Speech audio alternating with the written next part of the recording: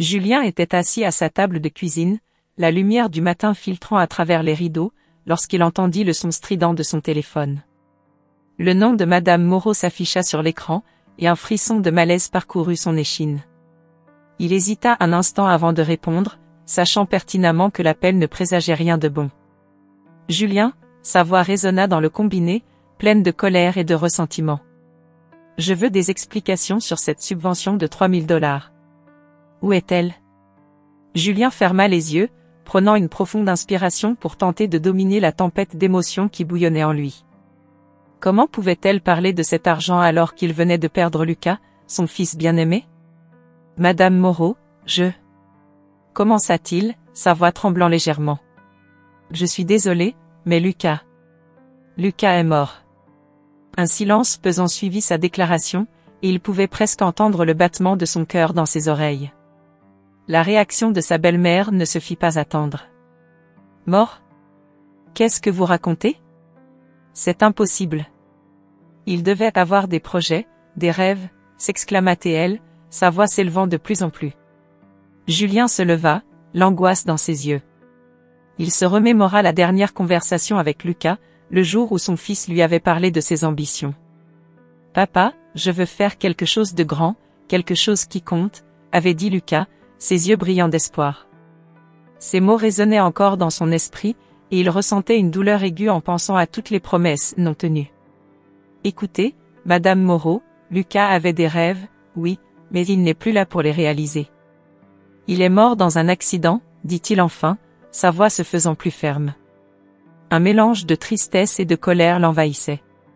Et je ne peux pas croire que vous vous préoccupiez de cet argent en ce moment. Ne me parlez pas comme ça, s'indigna-t-elle, sa voix tranchante comme une lame. Vous avez toujours été incapable de comprendre l'importance de ces choses. Lucas avait besoin de cette subvention pour avancer, pour aider sa mère. Et maintenant, vous me dites que je dois l'accepter ? Julien sentit une rage contenue monter en lui. Comment pouvait-elle être si égoïste ? Peut-être que si vous aviez été plus présente pour lui, il n'aurait pas eu besoin de cette aide, s'écria-t-il, laissant échapper sa frustration, ses yeux flamboyants d'émotion. Comment osez-vous ? Répondit-elle, choquée, mais Julien continua, ne pouvant plus se retenir. Lucas avait peur de vous décevoir. Il voulait être aimé, et vous l'avez toujours traité comme un enfant incapable. Il entendit sa belle-mère respirer lourdement, le silence s'installant entre eux, chargé de tensions non dites. Julien se sentait à la fois coupable et libéré d'avoir enfin exprimé sa douleur. Mais la colère de Madame Moreau ne s'apaisait pas. « Je vais parler à un avocat, je ne vais pas laisser passer cela », lança-t-elle avec une détermination froide. Julien se pinça l'arête du nez, tentant de se calmer. « Faites ce que vous voulez, Madame Moreau. Mais je ne peux pas m'occuper de ça maintenant. Je dois faire mon deuil. » Il raccrocha, le regard vide, perdu dans ses pensées. Les souvenirs de Lucas le submergèrent, chaque instant passé avec lui était comme une lame qui le transperçait. Il se remémora le sourire de son fils, ses rêves d'avenir, et la façon dont il avait toujours cru en lui, malgré les doutes. « Pourquoi n'ai-je pas pu être un meilleur père ?» murmura-t-il, la douleur nouant sa gorge. Il savait qu'il avait encore beaucoup de choses à affronter, mais pour l'instant, il se laissa tomber sur une chaise, le cœur lourd, assailli par le vide laissé par Lucas. Julien se tenait dans le petit salon de son appartement, le téléphone toujours à la main, les mots de sa belle-mère résonnant dans son esprit comme une mélodie lugubre. « Comment oses-tu me dire que mon fils est mort ? C'est impossible, avait-elle hurlé, sa voix tremblante d'émotion. Il avait essayé de garder son calme, mais la douleur et la colère bouillonnaient en lui. « Il est mort, Madame Moreau.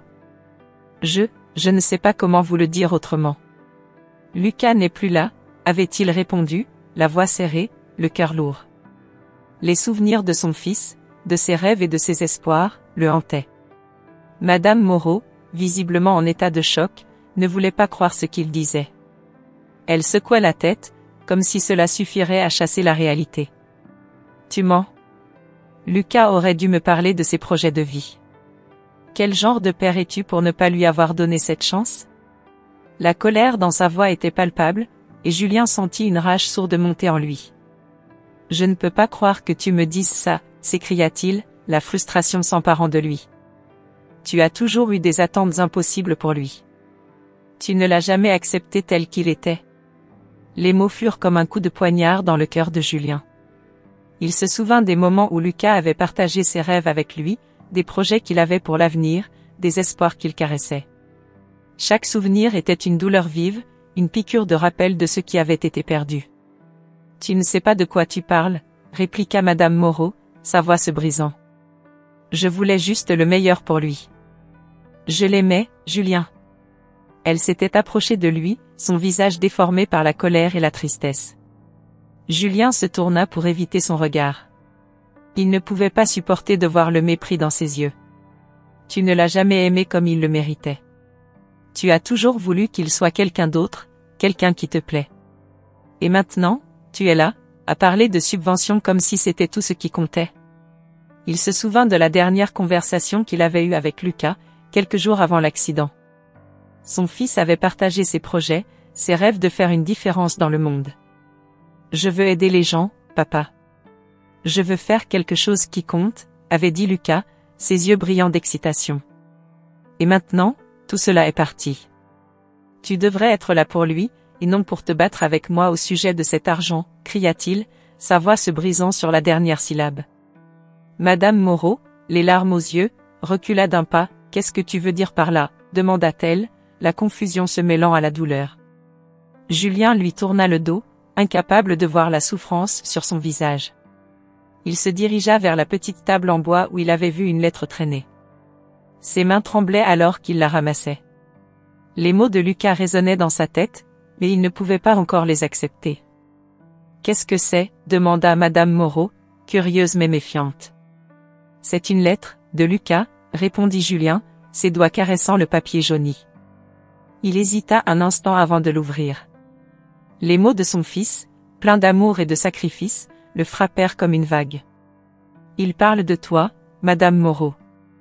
Il parle de l'amour qu'il avait pour sa mère, malgré tout. » En lisant, il sentit une boule se former dans sa gorge. Lucas avait écrit sur les luttes et les sacrifices qu'il avait faits pour elle, et cela le déchira. « Pourquoi n'as-tu jamais su cela ?» murmura-t-il, à la fois pour lui-même et pour sa belle-mère. Madame Moreau s'approcha lentement, ses yeux brillants de curiosité mêlés à la peur. « Qu'est-ce qu'il dit exactement ?» Julien, déchiré entre la douleur de la perte et l'envie de partager la vérité, hésita. « Il t'aimait, mais, il avait aussi peur de te décevoir, » finit-il par avouer, le cœur lourd. Et dans ce moment de vulnérabilité, Julien comprit qu'il lui restait encore tant à découvrir sur son fils et sur la complexité de leur relation. Une décision difficile se profilait à l'horizon, celle qui pourrait changer leur dynamique à jamais. Julien se tenait devant le bureau de l'avocat, le cœur lourd et l'esprit en désordre. L'odeur de café fraîchement préparé flottait dans l'air, mais il ne pouvait pas apprécier cette simple douceur. Il repensait à Lucas, aux rêves inachevés de son fils et à la douleur que lui infligeait sa belle-mère, Madame Moreau. Le visage de cette dernière, empreint de colère, revenait sans cesse le hanter. En entrant dans le bureau, il avait espéré trouver des réponses, mais ce qu'il avait découvert l'avait laissé encore plus accablé. « Votre fils avait des dettes », avait déclaré l'avocat, son ton neutre, presque froid. « Une somme considérable, en fait. » Julien avait blêmi à l'écoute de ces mots. Comment Lucas avait-il pu cacher cela? Pourquoi n'avait-il jamais parlé de ses difficultés? La voix de l'avocat résonnait encore dans son esprit. Vous êtes responsable de sa succession, ce qui signifie que vous devrez gérer ses dettes. Julien se sentit piégé. Il savait que Madame Moreau ne verrait pas cela d'un bon œil. Elle était déjà en colère à propos de la subvention, et maintenant, il devait lui annoncer que Lucas avait des dettes? C'était comme s'il se préparait à une bataille perdue d'avance. En sortant du bureau, il tenta de rassembler ses pensées, mais un message vocal inattendu le fit sursauter. C'était la voix de sa belle-mère, vibrante de rage. « Julien » commença-t-elle, sa voix tremblante d'émotion. « Si je ne reçois pas cet argent rapidement, je n'hésiterai pas à prendre des mesures légales. Tu ne peux pas me priver de ce qui m'est dû. » Il sentit une vague de frustration l'envahir. Comment pouvait-elle ne penser qu'à l'argent en ce moment si douloureux? Les larmes lui montaient aux yeux, mais il se força à rester calme. Il s'éloigna du bâtiment, essayant de filtrer les bruits de la ville autour de lui. Chaque pas semblait plus lourd que le précédent, comme si le poids de la perte de son fils se transformait en un fardeau physique. « Pourquoi, Lucas ?» murmura-t-il, en levant les yeux vers le ciel gris. « Pourquoi n'as-tu pas partagé tes luttes avec moi ?» La question résonnait dans son esprit, mais il savait qu'il ne trouverait pas de réponse. Alors qu'il marchait, les souvenirs de Lucas affluaient. Son rire, son sourire, et cette passion qu'il avait pour la vie. Julien se souvenait de leur dernière conversation, où Lucas avait partagé ses rêves de devenir artiste, d'aider les autres à travers son article. « Je veux faire quelque chose de grand, papa, quelque chose qui compte. » Ces mots tourbillonnaient dans son esprit, lui laissant un goût amer. Il sortit son téléphone pour rappeler Madame Moreau, mais il hésita. Que pouvait-il lui dire? Que Lucas était en détresse, qu'il avait besoin de soutien, mais qu'il n'avait jamais voulu l'admettre? Au lieu de cela, il se contenta de marcher, de laisser ses pensées dériver. Chaque coin de rue semblait lui rappeler une partie de Lucas, des moments qu'il ne pourrait jamais revivre. Finalement, il se retrouva dans un petit parc, un endroit qu'il visitait souvent avec son fils. Les arbres étaient en fleurs, des pétales roses tombant comme de la neige. Il s'assit sur un banc, la tête entre les mains.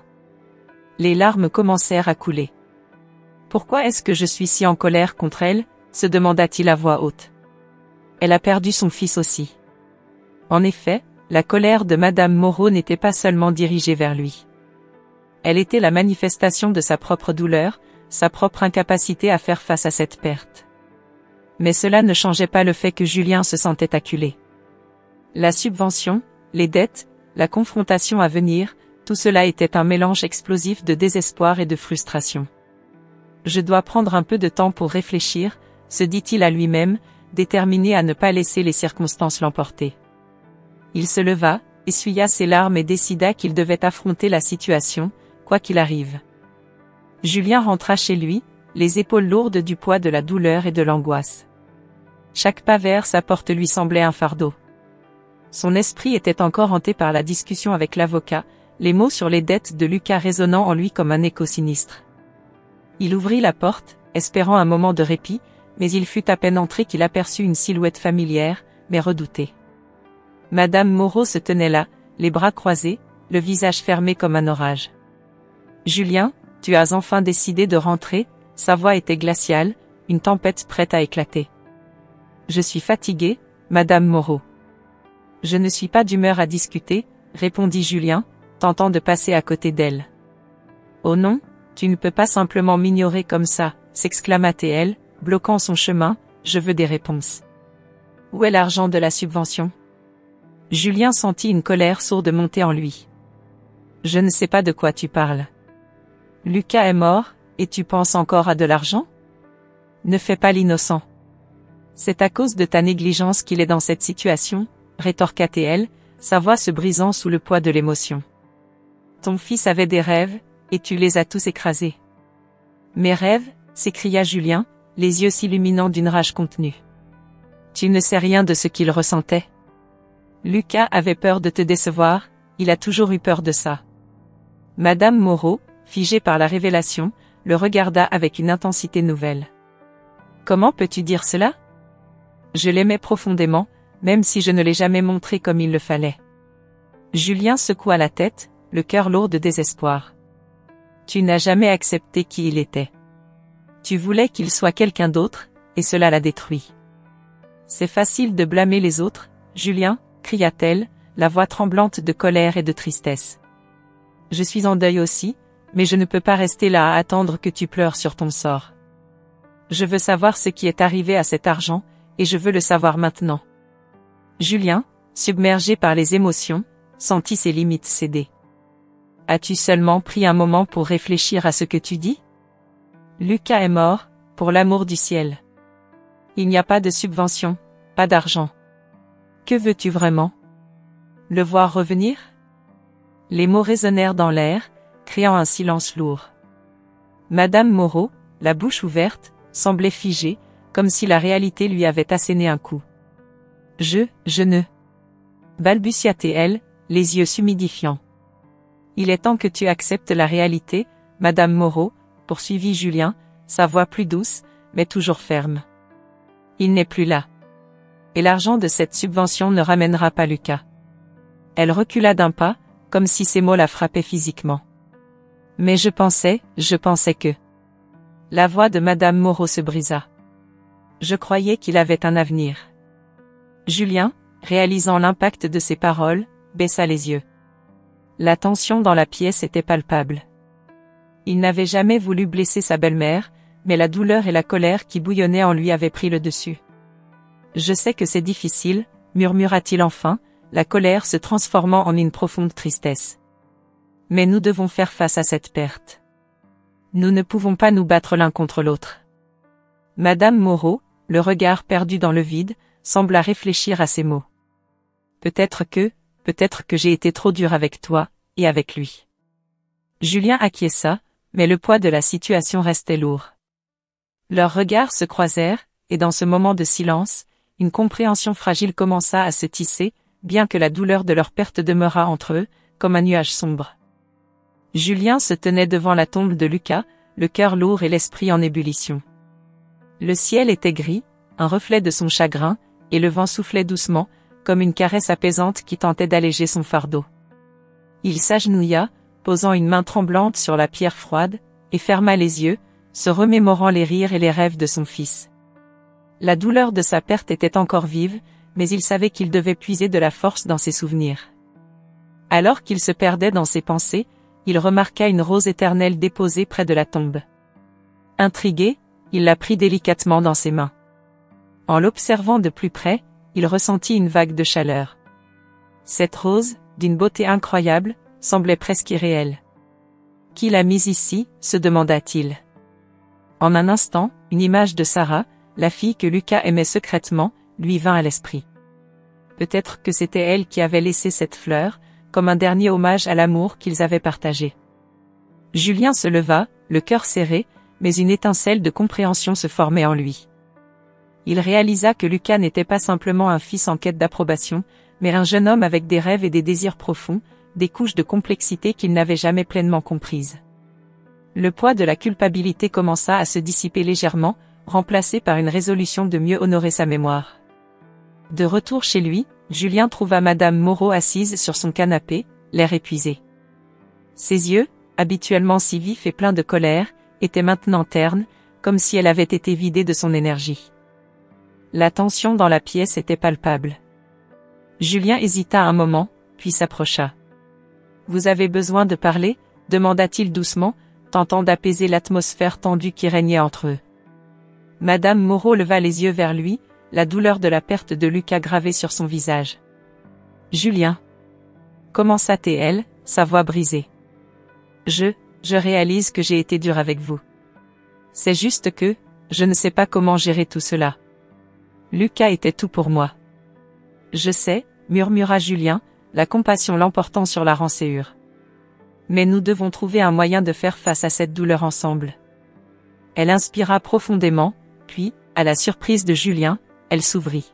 « Il y a quelque chose que je ne vous ai jamais dit. C'est au sujet de la subvention de 3000 $.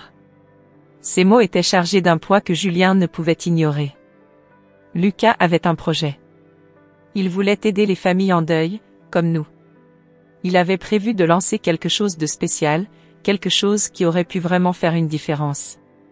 Julien se figea, ses pensées tourbillonnant. « Quoi ? Quel projet ? demanda-t-il, son cœur battant la chamade. « Je ne voulais pas que vous le sachiez avant. » Mais il avait enregistré des vidéos, des messages pour expliquer son rêve. Il voulait que ce soit un héritage d'amour, un moyen de transformer sa douleur en quelque chose de beau. Les mots de sa belle-mère résonnaient dans l'esprit de Julien. Il se souvint des moments où Lucas parlait de vouloir aider les autres, de son désir de rendre le monde meilleur. « Pourquoi ne m'avez-vous pas dit cela plus tôt ?» s'exclama-t-il, la frustration mêlée à la compréhension. « Parce que j'avais peur, Julien. Peur que vous ne compreniez pas, que vous ne partagiez pas sa vision. Je pensais que la subvention était une obligation, un dû. Mais je vois maintenant que c'était un don pour réaliser quelque chose de plus grand. » Julien se sentit submergé par un mélange d'émotions. La colère, la tristesse, mais aussi un espoir naissant. Peut-être que, malgré tout ce qu'ils avaient traversé, il y avait une chance de rendre hommage à Lucas d'une manière qui transcenderait leur douleur. Nous devons le faire, déclara-t-il finalement, la voix ferme. Nous devons réaliser le rêve de Lucas. Julien se tenait dans le salon, le cœur lourd, tandis que Madame Moreau, assise en face de lui, semblait prête à exploser. La tension dans l'air était palpable, comme un orage imminent. Julien, tu dois comprendre que cette subvention n'est pas qu'un simple montant d'argent, lança-t-elle, sa voix tremblante de colère. C'est la clé du projet que Lucas voulait réaliser. Julien, les mains serrées, se mit à réfléchir. Un projet? Qu'est-ce que tu veux dire par là? Demanda-t-il, cherchant à comprendre ce qu'il ignorait encore sur son fils. Lucas avait un rêve pour aider les familles en deuil, expliqua-t-elle, ses yeux brillant d'une lueur désespérée. Il voulait créer un espace où les gens pourraient se soutenir mutuellement, partager leurs douleurs, leurs pertes. Il avait commencé à enregistrer des vidéos pour expliquer son idée, pour montrer à quel point il tenait à ce projet. Julien se figea, la bouche légèrement ouverte. Les mots de sa belle-mère résonnaient dans son esprit comme un écho lointain. « Pourquoi ne m'as-tu jamais parlé de ça ?» demanda-t-il, la voix tremblante. « Je pensais que c'était un projet personnel, quelque chose qu'il n'était pas prêt à partager avec toi, » répondit Madame Moreau, sa voix se radoucissant légèrement. Mais il avait prévu de le faire avec son père, de le lancer ensemble. C'était un rêve qui lui tenait à cœur. Et maintenant? Que se passe-t-il avec cette subvention? Interrogea Julien, un mélange de douleur et de curiosité déformant ses traits. La subvention de $3000 n'était pas une dette, mais un don, avoua-t-elle, la voix chuchotée. C'était pour financer le début de ce projet. Lucas avait besoin de cet argent pour lancer le site web, pour créer un espace de partage. Julien se leva brusquement, commençant à faire les 100 pas dans la pièce. Alors, tout ce que tu voulais, c'était cet argent? Pour continuer son rêve? Non, Julien, ce n'est pas ça, s'écria-t-elle. C'est bien plus que ça. C'est un héritage, un moyen de garder Lucas vivant dans nos cœurs et dans ceux des autres. Je pensais qu'en recevant cette subvention, je pourrais commencer à réaliser son rêve, à honorer sa mémoire. Julien s'arrêta, son esprit en ébullition. Et ces vidéos? Où sont-elles? Demanda-t-il, l'espoir commençant à poindre à travers sa douleur. Je les ai. Lucas m'a demandé de les garder pour le cas où il lui arriverait quelque chose, répondit-elle, les larmes aux yeux. Il voulait que tu les regardes, que tu comprennes vraiment ce qu'il voulait accomplir. Julien sentit un frisson le parcourir. Les mots de sa belle-mère prenaient forme, et il pouvait presque voir Lucas, sourire aux lèvres, partageant ses rêves. Alors, qu'est-ce qu'on attend? S'exclama-t-il, déterminé. Nous devons faire quelque chose. Nous devons réaliser son rêve. Madame Moreau hocha la tête, une lueur d'espoir illuminant son visage fatigué. Oui, ensemble, nous pouvons le faire. Nous pouvons transformer notre douleur en quelque chose de beau, quelque chose qui honore Lucas. Je suis prêt, déclara Julien avec conviction, son cœur battant à l'unisson avec celui de sa belle-mère. Il savait que ce chemin ne serait pas facile, mais il était déterminé à suivre les traces de son fils, à faire vivre son héritage. Nous allons le faire, Julien, murmura-t-elle, la voix pleine d'émotion. Pour Lucas. Ils se regardèrent, unis dans leur chagrin, mais aussi dans leur nouvel espoir. Dans cette pièce où la douleur avait été si présente, une lumière commençait à émerger, une lumière d'amour et de compassion qui allait les guider sur le chemin de la guérison. Si vous avez suivi jusqu'ici, abonnez-vous à la chaîne pour plus d'histoires émouvantes et captivantes comme celle-ci.